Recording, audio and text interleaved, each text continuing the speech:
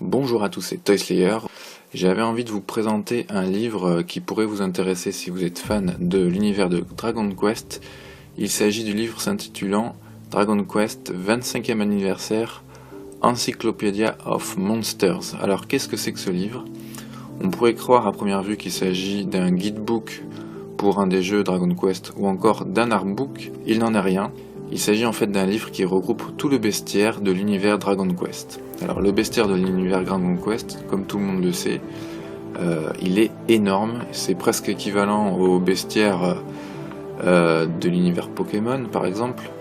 Il y a énormément de monstres et il y a même eu des épisodes spin-off en jeu vidéo, les Dragon Quest Monsters, qui sont en fait des Pokémon-like et qui surfent un peu justement sur le même système de jeu, sauf que dans les Dragon Quest Monsters, c'est basé justement sur les monstres du bestiaire de l'univers de Dragon Quest qui est très riche.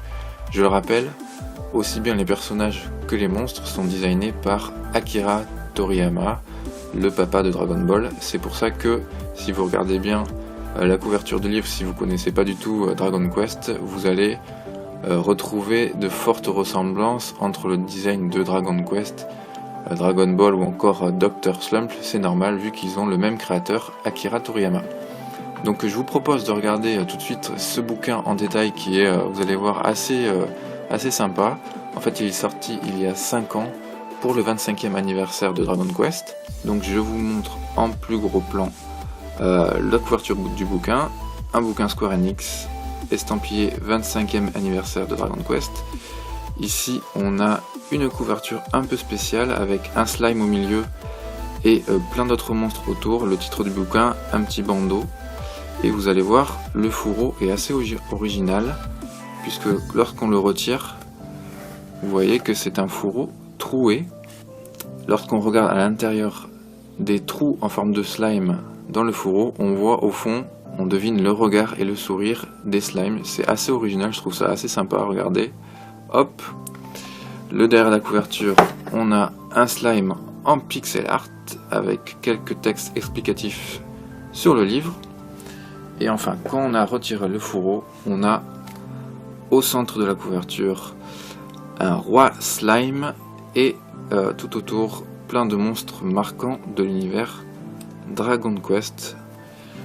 Au dos, c'est pareil, et sur la tranche, on a une jolie tête de slime en train de sourire. Donc vous allez voir, c'est un super bouquin. Je vous montre voilà, les premières pages. Et ici, dans la préface du livre, on a l'explication de comment est structuré le bestiaire. Donc on va voir ça tout de suite. Donc voilà ce qu'on trouve en fait à l'intérieur du livre. Chaque page est dédiée à un monstre.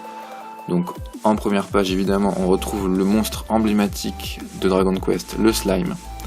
On a toutes ces différentes apparitions ici en bas dans les différents jeux Dragon Quest. Et quand je dis toutes ces différentes apparitions, c'est-à-dire toutes les formes dans lesquelles il a été designé dans Dragon Quest 1, dans Dragon Quest 2, etc. En fait, toutes les fois où il est apparu dans Dragon Quest, on a tous les sprites différents. Et on a sur le côté droit des anecdotes. On retrouve aussi un arbre de compétences ici avec toutes ces caractéristiques. Et vous voyez, ça marche exactement pareil sur chaque page. Ici, on a Draki, donc toujours un monstre de l'univers Dragon Quest. Toujours pareil avec les différents designs qu'il a, les différents sprites qu'il a dans les différents jeux. Et ce qui est génial, c'est qu'en plus de tout ça, on a toujours ces superbes illustrations d'Akira Toriyama. Là vous voyez, on a un Mimic, les fameux coffres piégés. Voilà. Alors vous allez me dire, mais le bouquin est en japonais. Oui, c'est en japonais, mais il est tellement riche, il y a tellement d'illustrations de monstres dedans, qu'on prend autant plaisir à le regarder qu'un artbook en fait. Et si vous avez en plus la chance de parler un tout petit peu japonais, vous allez voir, c'est une mine d'or ce bouquin. Vous avez vraiment tous les monstres de Dragon Quest 1 en passant par tous les spin-offs jusqu'au Dragon Quest 10.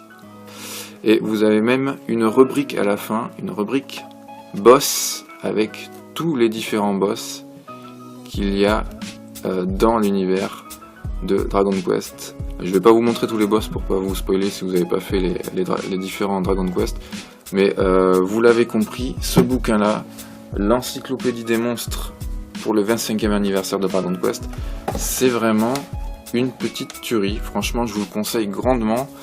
Alors au niveau du prix, ça m'avait coûté environ 3000 yens, ce qui fait à peu près 30 € suivant le cours du yen.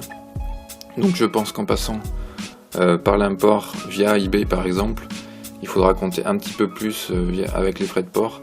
Je sais pas si ce livre est devenu rare ou pas, je vous avoue que j'ai pas vérifié, mais en tout cas comptez environ un peu plus d'une trentaine d'euros, allez on va dire entre 30 et 50 suivant l'état du livre et suivant d'où vous le faites importer pour vous le procurer. Voilà, j'espère que cette vidéo vous a plu, c'était Toy Slayer et on se retrouve bientôt pour une toute nouvelle vidéo dans moins d'un mois. À bientôt, ciao.